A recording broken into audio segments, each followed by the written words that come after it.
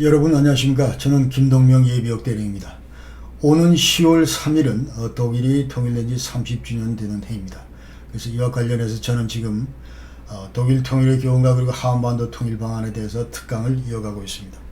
이제까지 저는 독일 개방과 그리고 독일 역사, 그 다음에 지난 시간에는 독일이 1945년도 패망 이후에 어떻게 승전국에 의해서 4개의 그 점령구역으로 분할됐는지 말씀드렸고, 오늘 이 시간에는 이러한 분할이 어떻게 분단으로 이어지고 있는가 하는 것에 대해서 여러분께 소개를 드리겠습니다.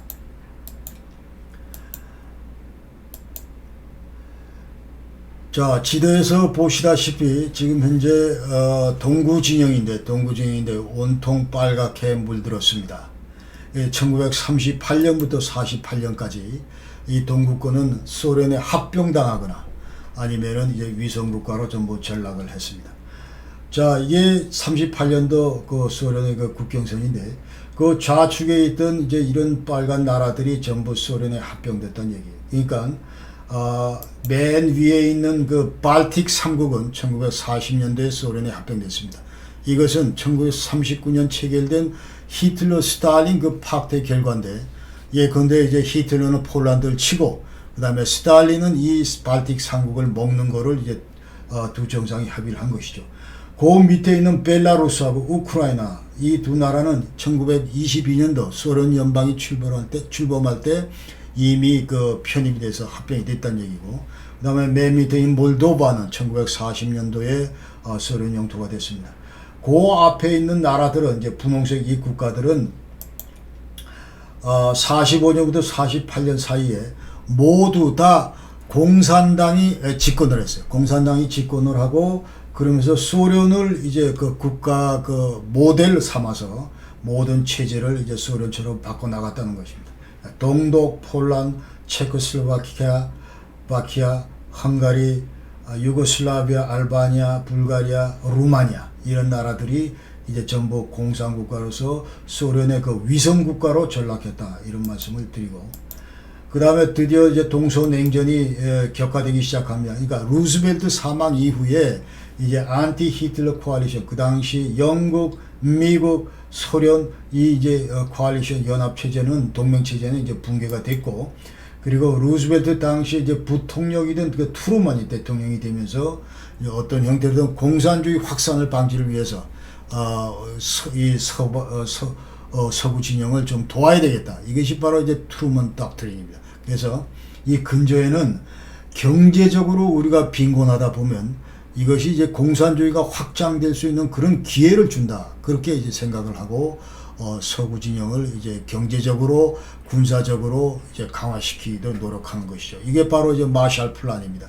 124억 불을 이제 투자를 하고, 그 다음에 여기 이제 소득은 한 15억 불을 받았다, 그런 얘기고, 그 다음에 이 동서냉전은 이제 미국과 소련을 중심으로 해서 서구 진영, 동구 진영으로 나눠서 끊임없이 대립하고 1990년까지 지속됐다, 이런 말씀입니다. 그래서 이 서쪽 진영은 자본주의 시장 경제를 하는 반면에 이쪽은 사회주의 계획 경제를 하고, 그 다음에 나토, 이쪽 서쪽 진영은 나토에 이제 소속돼 있고, 이쪽은 바샤 팩트, 이쪽은 석탄 철강 공동체 EEC 그리고 EC를 중심으로 뭉친 반면에 이쪽은 코메콘, 그래서 Council for Mutual Economic Assistance, 이쪽에 이제 코메콘의 소속이고, 그 다음에 민주주의와 자유가치를 부르진 반면에 여기는 이제 전체주의 그리고 독재를 했던 나라들입니다.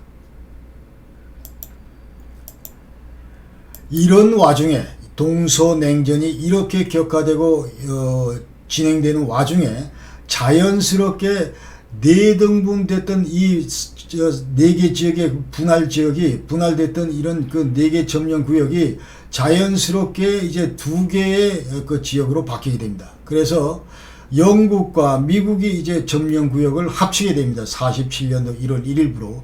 왜냐하면은 아까 말씀드린 대로 자, 공산주의가 이쪽으로 자꾸 치고 들어오는데 맨 앞에 있는 우리 독일이 좀 강해되겠다 해서 영국과 미국이 합쳤고 2년 뒤에 프랑스도 트리츠온에 프랑스도 여기 조인을 하면서 이것이 바로 이제 서독이 되고 이것이 동독이 됐다는 것이죠. 그러니까 분할에서 분단 과정에서 그 가운데 끼어서 결정적인 역할을 한 것은 바로 동서냉전의 가열이었다. 이렇게 얘기할 수 있습니다.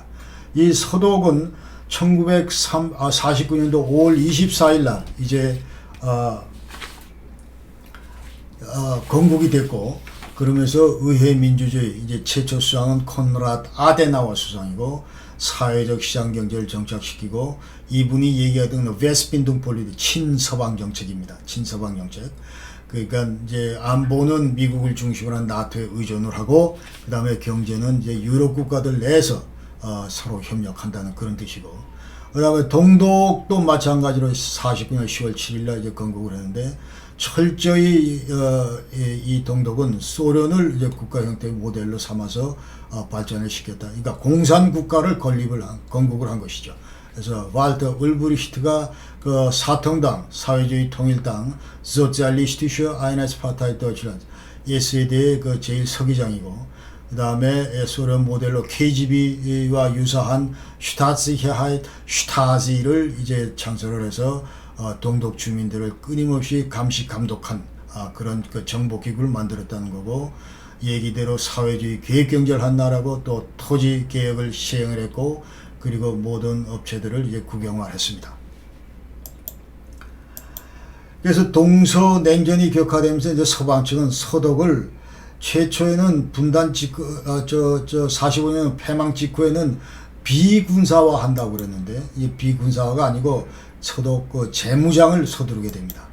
그러면서 서독 동서냉전이 이제 격화되니까 여기에 이제 6.25 전쟁도 큰 역할을 했는데, 서방 측은 야 나토를 강화해야 되겠다. 왜? 6.25 전쟁이 이제 대리전 성격을 띠고 있기 때문에 소련의 그 위협을 실질적으로 그 느낀 것이죠. 그러면서 서독하고 일본을 이제 재무장해야 되겠다. 그런 거고. 그다음 49년도에 소련이 최초로 핵실험을 했습니다. 그러면서 미국과 소련이 이제 핵 균형을 이루게 되고, 그 다음에 53년도에 그 동베를린에서 시위가 있었는데 그거를 소련군이 진압하는 광경도 지켜봤고, 또 스푸트니크 발사하는 것도 봤고, 그래서 미국은 상당히 이제 소련의 그 위협을 실질적으로 그 체감을 하게 됩니다. 그러면서 군사력을 이제 투사하면서 그 일환으로 서독 재무장도 계속 강조를 했다. 그런 얘기입니다. 서독 재무장 관련해서는 이제 연방군을 55년도 11월 12일 날 창설을 했는데, 이 11월 12일은 그 당시 11월 12일은 이제 그 예전에 프로시아 때 그 샤른호스트 프로시아 육군을 그 개혁한, 그러면서 의무 복무제를 그 도입한 그 당시에 그 샤른호스트의 그 탄생일을 맞아서 200주년 탄생일을 맞아서 이제 그날로 연방군 창설 기념일을 선정을 했다. 그런 얘기고. 그래서 57년부터 이제 의무 복무병 1만 명을 이제 리크루트했고, 55년도에는 서독은 WU 그리고 나토에 가입을 하게 됩니다. 그리고 55년대 동독도 이제 바샤 팩트에 가입을 하게 되고, 또 56년도엔 이제 동독은 동독인민군 나ционale Volksarmee를 창설하게 됩니다. 지금 이 그림에서 세 분의 여성이 있는데, 이분은 이제 앙겔라 메르켈 수상이고, 그 다음에 이분은 우슬라 폰델 라이엔 지금 현재 EU 집행위원장이죠. 그 다음에 아네 그레타 카렌바와 이분은 그거. 지금 이제 요 두 분이 1913년부터 독일 국방부 국방장관입니다.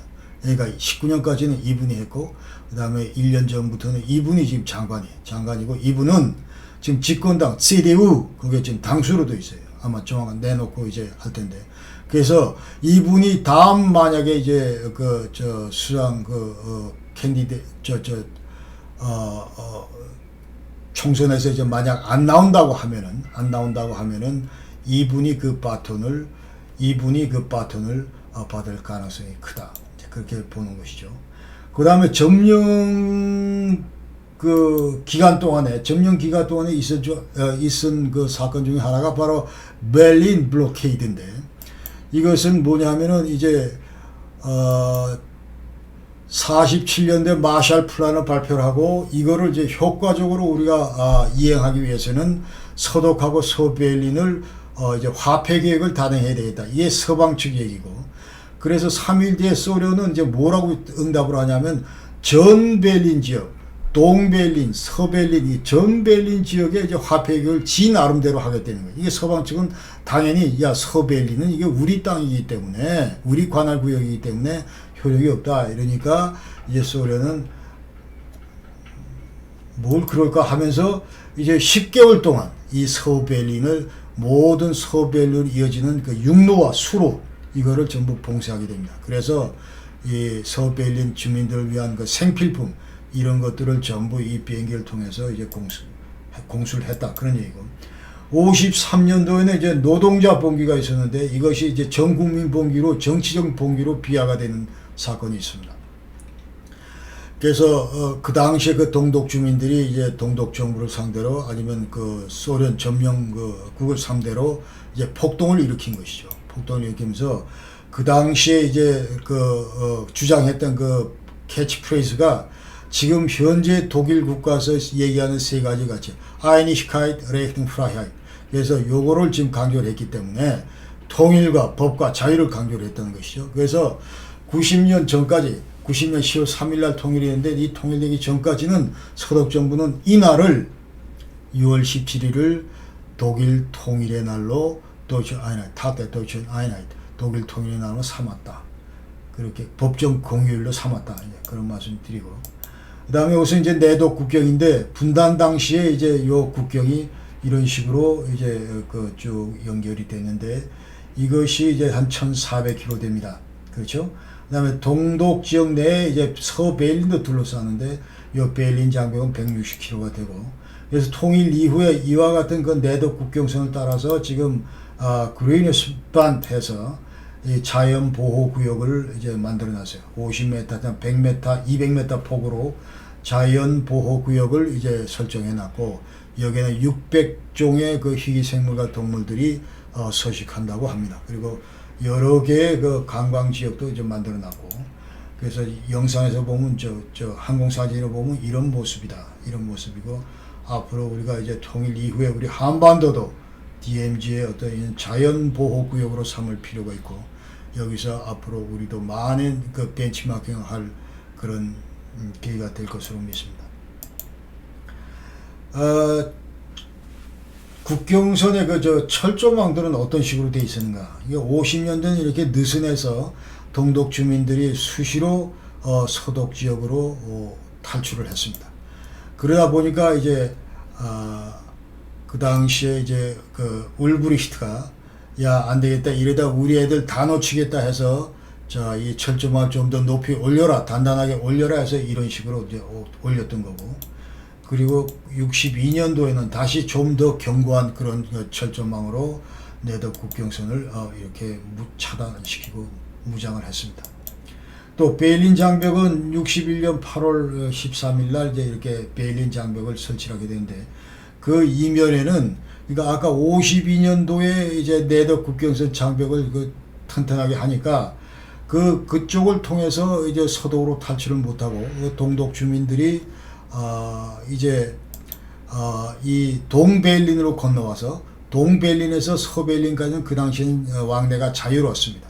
그래서 서베를린으로 건너와서 서베를린에서 이제 비행기를 타고 서독으로 망명하는 이런 사례가 발생을 하니까 마찬가지로 이제 동독 지도부가 이 서베를린을 이런 식으로 완전히 360도 뺑뺑 둘러서 이제 장벽을 세운 것이죠. 이게 바로 베를린 장벽입니다.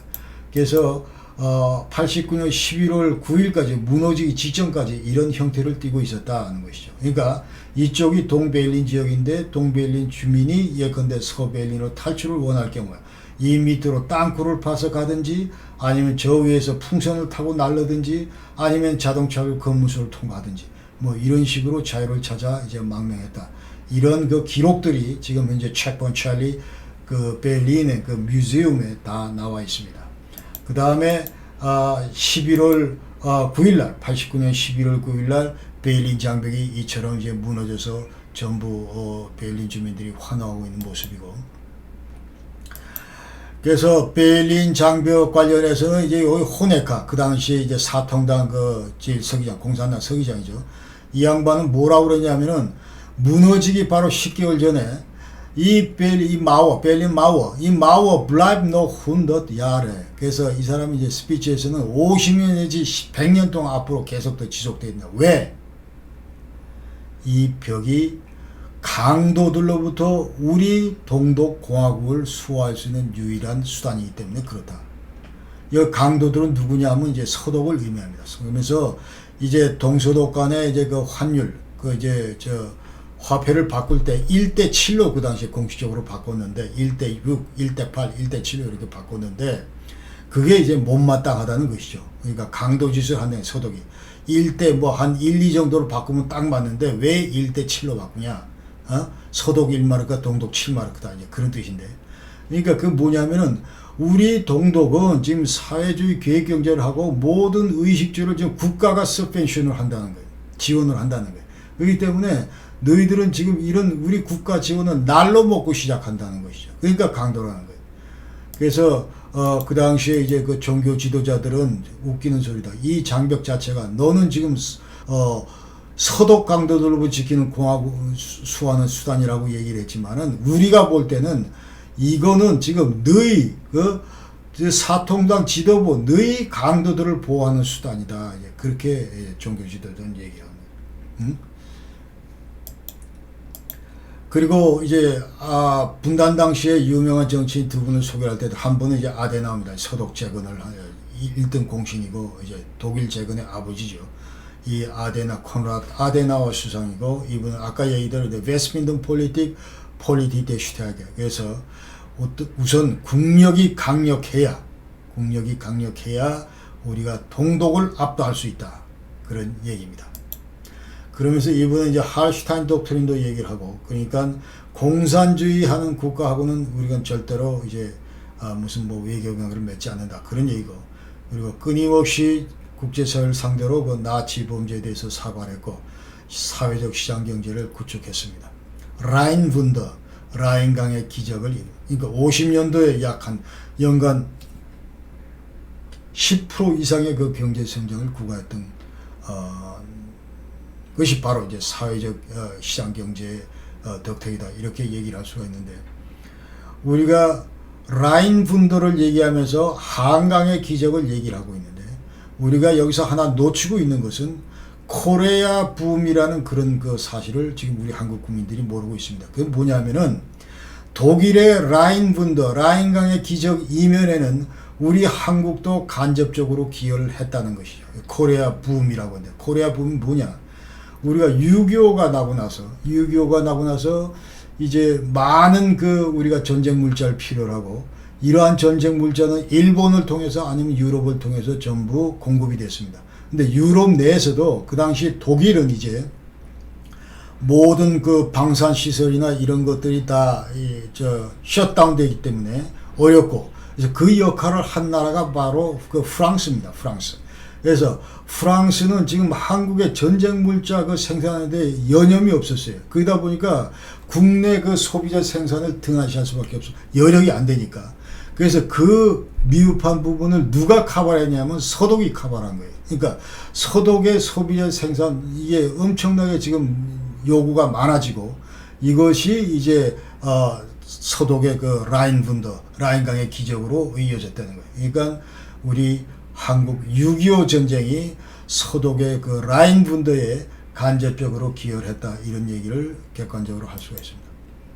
그 다음에 두 번째 정치인은 이제 윌리 브란트, 그 3인당, 반대당이죠. 윌리 브란트의 그 오스폴리틱, 노이 오스폴리틱, 이 동방정책의 주창자인데, 그러니까 그 당시 동서냉전은 이제 60년대를 거쳐서 서서히 대땅트 무드로 이제 넘어가게 됩니다. 그러면서 독일도 이제 동구하고 동구권과의 그 관계를 개선하게 되고, 그러니까 여태까지 적이었는데 사실은 적이 아니고 지금 이제 같은 대륙에 살고 있는 우리 이웃이라는 그런 컨셉으로 이제 어프로치를 한 거죠. 그래서 모스크바 조약, 와샤바 조약, 그 다음에 프라하 조약, 그리고 헝가리, 불가리 수교도 하고, 그러면서 이때 그 동서독 기본 조약을 체결하게 됩니다. 분단 시절에 그 서독의 통일 관련해서 입장을 간략히 소개를 하면, 서독은 비록 우리가 분단이 됐지만 항상 독일을 얘기를 할 때는 Deutschland als Ganzes 전체로 해서 독일을 항상 강조했어요. 그러니까 지금 우리가 분단이 돼서 4강이 우리에 대한 관할권을 소유하고 있지만 그러나 독일 하면은 항상 독일 제국 그다음 1937년의 독일 제국 이런 그 국가 개념과 동일시를 했다는 거예요. 그러니까 영토도 37년 12월 31일 그 이전 거.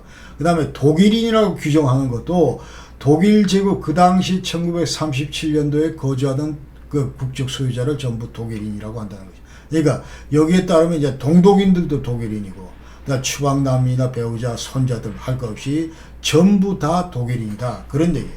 그래서 이제 통일 전에는 그 기본법 프레엄블 전문에서 나치오날러 슈타트 아이나츠바렌에서 민족적 통일, 국가적 통일 이거를 우리가 잘 지켜내야 된다. 이제 그런 얘기가 들어가 있어요. 그래서 이제 독일은 항상 그 분단 당시에 얘기할 때는 우리 서독이 독일을 대표한다. 이제 그런 그 컨셉이었고, 그러고 나서 한 번도 동독을 국가로서 인정한 적이 없습니다. 그러니까 양독 관계를 얘기할 때는 이제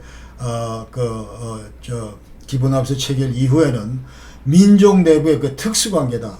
절대로 동독 국적을 인정한 것이 아니다. 비록 우리가 유엔에 동시 가입했지만 그럼에도 불구하고 서독은 한 번도 동독을 제일의 국가라고 인정을 하지 않았습니다. 동독은 통일에 대해서 이제 최초 출발할 때는 자 헌법에다가 독일은 운탈바르 레퍼블릭 절대로 나눌 수 없는 분단시켜서는 안 되는 그런 그 레퍼블릭이고, 그리고 아인츠도 이제 슈타트상계슈카 그러니까 독일 그 국적 하나다는 거 유일하다는 것이죠.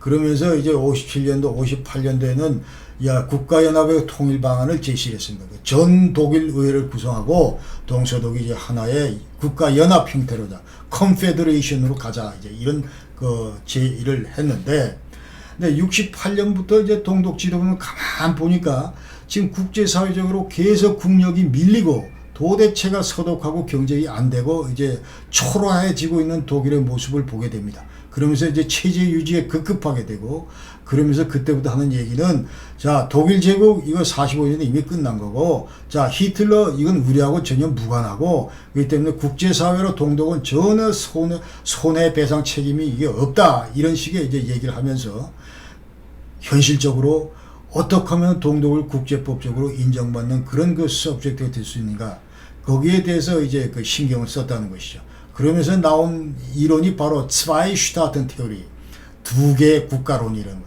독일에는 서독도 있고 또 다른 동독도 있다 이런 거예요. 우리도 국가다 이런 거를 이제 국제사회 상대로 홍보를 하고, 또 당연히 이런 컨셉에 대해서 소련하고 동국은 지지를 하죠. 그러면서 73년에 유엔 가입하게 되면서 이제 동독은 국제사회 상대로 좋은 호재거리, 봐라 유엔 내에서도 이제 우리가 당당히 가입을 했기 때문에, 하나의 그 개체로 가입을 했기 때문에 국제법적으로 우리 동독은 이제부터 인정을 받는 그런 그 국가다 이런 거를 이제 대대적으로 선전하게 됩니다. 자 오늘 다시 한번 그 말씀을 드리면, 이제 전승 4개국에서 4등분 됐던 그 독일이 동서냉전을 거치면서 자연스럽게 동서독으로 이제 분단으로 이어졌다 이 말씀을 드리고, 이러한 분단은 1949년부터 1990년까지 지속됐다는 얘기를 드리고, 그리고 그 다음에 이 분할과 분단 개념을 굳이 낳는 이유는 앞으로 우리 한반도에서 남북한의 분할과 분단도 정확하게 규명할 필요가 있기 때문에 제가 지금 이 태제를 지금 꺼내고 있는 겁니다. 그래서 다음 시간에는 동서독 분할에서 분단 요거가 비교해서 우리 한반도의 경우는 어떻게 이 분할과 분단을 해석되는가 하는 것을 영상을 준비해서 여러분을 찾아뵙겠습니다. 여러분 귀한 시간 내주셔서 감사하고 끝까지 경청해 주셔서 고맙습니다. 여러분 건강하십시오. 감사합니다.